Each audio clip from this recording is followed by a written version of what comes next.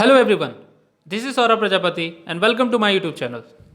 सो बच्चों, इस वीडियो में हम क्लास 9th की फिजिक्स पढ़ेंगे और जैसा कि यहाँ पे वो प्रॉमिस किया था कि मोशन चैप्टर के जो इम्पॉर्टेंट टॉपिक्स हैं, इम्पॉर्टेंट उसके जो टर्म्स हैं, उसको मैं एक वीडियो कंपाइल करके आपके सामने ले आऊँगा। तो बच्चों, ये वही वीडियो है जिसमें आपको सारे बेसिक कंसेप्ट चैप्टर 1 मोशन का जितना भी बेसिक कंसेप्ट है, जितने टर्म्स टर्मिनोलॉजीज हैं, वो हम इस वीडियो में देखेंगे। और इंटरेस्टिंग चीज़ ये है कि इसे हम माइंड मैप से समझेंगे। माइंड मैप मतलब ये होगा कि आप एक ही शीट में, एक ही पेपर में सारे कंसेप्ट्स को एक दूसरे से इंटरकनेक्टेड करके देखोगे। ठीक है, तो ये वीडियो इंटरेस्टिंग है और आप इस वीडियो को पूरा देखिएगा।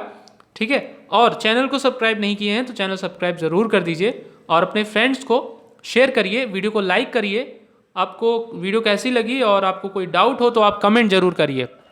चलिए शुरू करते हैं। देखिए, आप इसमें आप देखोगे कि यहाँ पे एक फ्लो चार्ट मैंने बनाया हुआ है। ठीक है, अब फ्लो चार्ट में सारे कंसेप्ट्स इसमें इंक्लूड हैं चैप्टर 1 का। ये पूरा चैप्टर 1 का समरी है।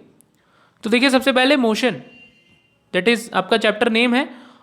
और मोशन क्या होता है? Change in position of an object with respect to a fix position with time. आपको मालूम है कि जब कोई ऑब्जेक्ट अपना पोजीशन चेंज करता है with respect to any other object, ठीक है, विथ टाइम। जैसे टाइम तो कंटिन्यू चल ही रहा है, टाइम को आप रोक नहीं सकते, लेकिन अगर पोजीशन किसी और ऑब्जेक्ट, जैसे मान लीजिए आप दो लोग बैठे हो, आप दो फ्रेंड्स बैठे हो पास में, ठीक है, तो आप दोनों रेस्ट में कहलाओगे। किस में कहलाओगे? रेस्ट में, यानी रुके हुए हो। और अगर मान लीजिए आपका फ्रेंड वहाँ से उठ के जाने लगे तो वो आपके रिस्पेक्ट में, यानी आप बैठे हुए हो, वो जा रहा है, तो वो मोशन में कहलाएगा। समझ रहे हैं? तो किसी एक ऑब्जेक्ट के रिस्पेक्ट में जब दूसरा ऑब्जेक्ट अपना पोजीशन चेंज करता है तो वो मोशन में कहलाता है। ये होती है मोशन की डेफिनेशन। अब यहाँ से आप देखोगे तो कई सारे ब्रांचेस निकले हुए हैं। जैसे यहाँ से मोशन से आप आओगे तो उधर मोशन का टाइप है, uniform motion, non uniform motion. जैसे मोशन दो तरह से होता है, या तो यूनिफॉर्म मोशन होगा या तो नॉन यूनिफॉर्म मोशन होगा। यूनिफॉर्म मोशन मतलब होता है एक समान गति, एक समान गति। देखिए, ये सारे कंसेप्ट मैंने कुछ कंसेप्ट पहले वीडियोस में बनाए हैं और कई सारे कुछ कंसेप्ट्स नहीं थे, तो यहाँ सारा कंपाइल हो गया है, सारे पॉइंट्स इसमें कवर हो गए हैं। फिर भी अगर आप फर्स्ट टाइम चैनल पे हो तो उन सारे वीडियोस को भी आप देख लीजिएगा। और देखिए, यहाँ पे आपको मिलेगा यूनिफॉर्म मोशन का मतलब ये होता है कि जब कोई object equal distance equal interval of time में कवर कर रहा है तो वो कहलाता है यूनिफॉर्म मोशन में। ठीक है, जैसे अगर वो कुछ दूरी 10 मीटर के डिस्टेंस 1 सेकेंड में कवर किया, फिर अगला 10 मीटर 1 सेकेंड में कवर किया, तो ये equal distance equal interval of time कहलाया। ठीक है, तो ये होता है यूनिफॉर्म मोशन, एक समान गति। नॉन यूनिफॉर्म मोशन में क्या होगा कि टाइम तो तुम्हारा इक्वल इंटरवल ऑफ टाइम है, ठीक है, यानी हर सेकेंड हम ले रहे हैं, और हर सेकेंड अगर वो अलग अलग डिस्टेंस कवर कर रहा है, या हर मिनट की बात करें, एक मिनट में वो 10 किलोमीटर कोई कार ट्रैवल किया, फिर अगले मिनट में वो 5 किलोमीटर करता है, तो ये कहलाता है नॉन यूनिफॉर्म मोशन। ठीक, तो ये हो गया type, uniform motion, non uniform motion. अब देखेंगे तो मोशन, देखिए, अगर कोई मोशन हो रहा है, वो यूनिफॉर्म हो या नॉन यूनिफॉर्म मोशन हो, या तो स्ट्रेट लाइन पे हो सकता है या तो सर्कुलर पाथ पे हो सकता है। स्ट्रेट लाइन मतलब वो सीधे, या तो वो ऑब्जेक्ट सीधे जा रहा हो या तो सर्कुलर राउंड कर रहा हो। तो अगर सीधे जा रहा है तो वहाँ पे हम दो कंसेप्ट यहाँ पे डिस्टेंस और डिस्प्लेसमेंट को समझते हैं। तो डिस्टेंस का मतलब होता है कोई भी ऑब्जेक्ट जब मूव कर रहा है, जो जितना भी वो पाथ कवर करता है, जितना वो रास्ता कवर करता है, उसको हम कहते हैं डिस्टेंस। और डिस्प्लेसमेंट मतलब होता है कि जो शॉर्टेस्ट डिस्टेंस है, समझ रहे हैं, किसी पॉइंट से दूसरे पॉइंट तक मान लीजिए कोई ऑब्जेक्ट गया और वापस उसी पाथ पर आया, तो वापस अगर आया तो वो टोटल ऐड हो जाएगा डिस्टेंस में, जितना गया और जितना आया। लेकिन जब हम डिस्प्लेसमेंट की बात करेंगे तो अभी जो जिस जगह पे है और जो पहले जिस जगह पे था, उन दोनों के बीच का जो डिस्टेंस होता है, जिसको हम शॉर्टेस्ट डिस्टेंस कहते हैं, वो होता है डिस्प्लेसमेंट। समझ रहे हैं? ठीक है, इसको मैं ऐसे समझाऊं कि जैसे मान लीजिए इस पॉइंट से इस पॉइंट तक किसी ऑब्जेक्ट को जाना है, तो ये ऐसे ऑब्जेक्ट गया, ठीक है, एक स्ट्रेट लाइन। तो अभी डिस्टेंस और डिस्प्लेसमेंट दोनों ही सेम है, दोनों इस केस में सेम है। लेकिन अगर यही ऑब्जेक्ट मान लीजिए वापस ऐसे आया यहाँ इस डिस्टेंस तक, तो डिस्टेंस आप ऐड हो जाएगा। मान लो ये 5 मीटर है, ये 3 मीटर है, तो ये दोनों मीटर ऐड हो जाते हैं, 5 3 8।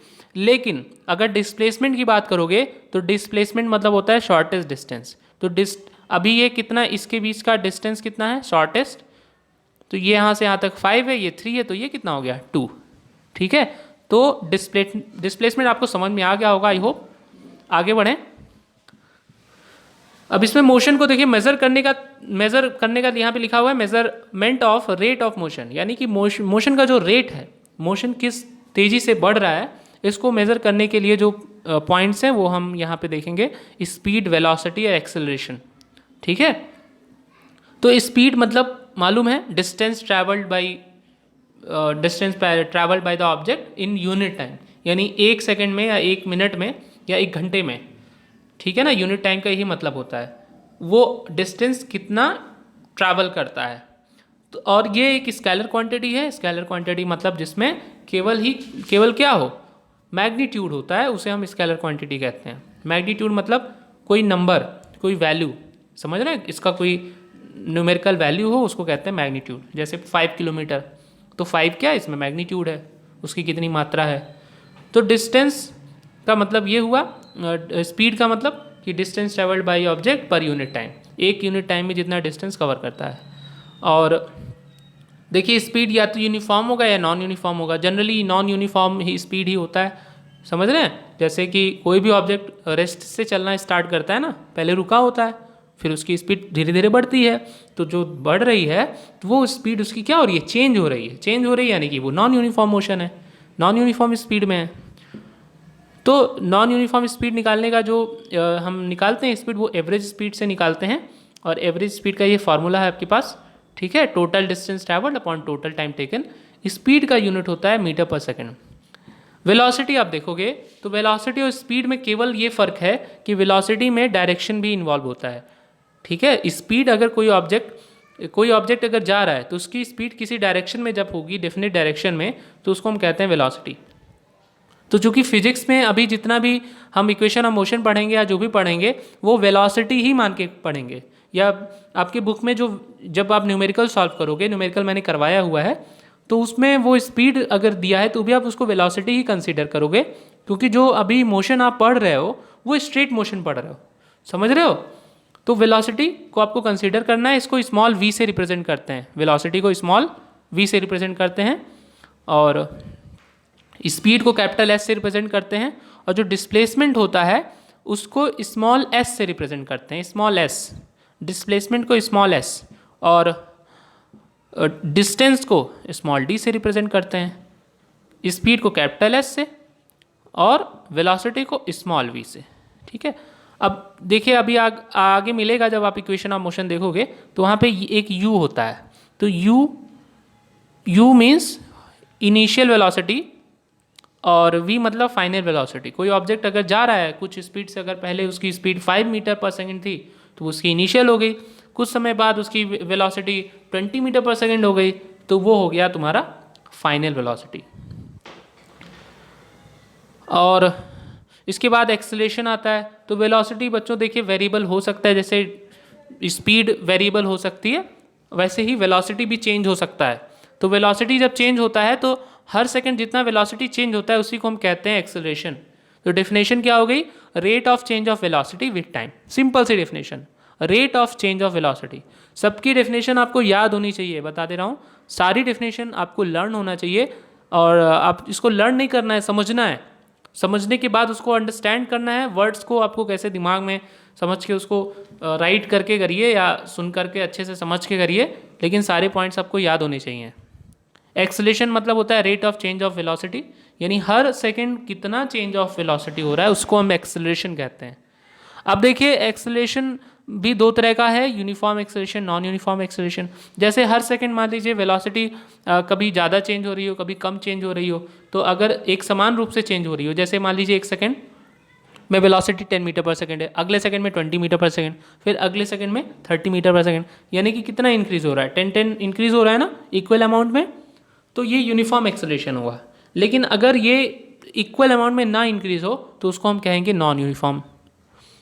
अब देखिए लास्ट में यहाँ पे यूनिफॉर्म मोशन और नॉन यूनिफॉर्म मोशन के नीचे जो किया हुआ है, तो वहाँ पे मिलेगा ग्राफिकल रिप्रेजेंटेशन, यानी कि मोशन को हम ग्राफ में कैसे रिप्रेजेंट करते हैं। तो ग्राफिकल रिप्रेजेंटेशन भी मैंने कराया हुआ है पिछले वीडियोज़ में। तो इसमें आप देखेंगे डिस्टेंस टाइम ग्राफ और वेलोसिटी टाइम ग्राफ, दो तरह का ग्राफ बनता है। ठीक है, दो तरह का ग्राफ बनता है, ऐसे एक्स एक्सिस और वाई एक्सिस देखते हैं, ठीक। तो क्या लिखा है, time is taken as on the x axis, तो ये होता है एक्स एक्सिस और ये जो वर्टिकल लाइन होती है इसको कहते हैं वाई एक्सिस, ठीक है। तो जो स्लोप यहाँ पे बनता है, स्लोप मतलब ये लाइन, ये स्लोप रिप्रेजेंट करता है क्या, ग्राफ। और स्लोप का मतलब इसके बीच में जितना ये आ रहा है, ये जितना कवर कर रहा है इस तरह से, ठीक है। For uniform speed slope is inclined straight line, for non uniform speed slope is curve line. तो अभी यहाँ पे जो ग्राफ हमने बनाया था ये, इसमें बता रहे हैं कि अगर ये स्ट्रेट लाइन हो तो ये यूनिफॉर्म मोशन होगा, अगर ये कर्व हो, ये कर्व ऐसे हो सकता है या फिर ये कर्व ऐसे हो सकता है, तो ये नॉन यूनिफॉर्म मोशन होगा और जो है नॉन यूनिफॉर्म स्पीड होगी, आप इसको याद रखेंगे। और अगर कोई ऑब्जेक्ट किस तरह हो, स्टेशनरी हो, रुका हुआ हो, तो उसका जो स्लोप होगा वैसे स्ट्रेट लाइन होगा, कर्व नहीं होगा, स्ट्रेट लाइन होगा, ठीक है। वेलोसिटी टाइम ग्राफ में भी ऐसे आप देखेंगे, वेलोसिटी टाइम ग्राफ में भी कुछ पॉइंट्स हैं। और इसके बाद फाइनली इक्वेशन ऑफ मोशन है, मिलेगा आपको। इक्वेशन ऑफ मोशन भी पढ़ चुके हो आप, 3 इक्वेशन ऑफ मोशन होता है, v equals u plus a t, s equal to u t plus half a t square, v square equal to u square plus 2as। और यहाँ पे आपका चैप्टर कंप्लीट हो जाता है, ठीक है। और न्यूमेरिकल्स हैं और क्वेश्चंस हैं, आप वहाँ से बुक से आप उसको कर देंगे। तो कुल मिलाकर के ये वीडियो बनाने का रीज़न ये था मेरा कि हमने कई दिनों से फिज़िक्स का कोई वीडियो नहीं डाला था, देखा था, तो इसमें आपने चैप्टर 1 का पूरा अच्छे से रिवीजन किया। और इसको डाउनलोड कर लीजिएगा आप, ठीक है। डिस्क्रिप्शन बॉक्स में आपको ये मिल जाएगा, आप फ्लो चार्ट डाउनलोड कर लीजिएगा और सारे पॉइंट्स आपको याद होने चाहिए, ठीक है, और ऑन योर फिंगर टिप्स। और अगर आप चैनल पे नए हैं तो चैनल सब्सक्राइब कर लीजिएगा, चैनल को लाइक जो है इस वीडियो को लाइक करिए, कमेंट करिए और आपके जो डाउट्स हैं वो कमेंट करिए, वीडियो कैसी लगी कमेंट करिए और अपने फ्रेंड्स को ज़रूर शेयर करिए। Okay, thank you for watching the video.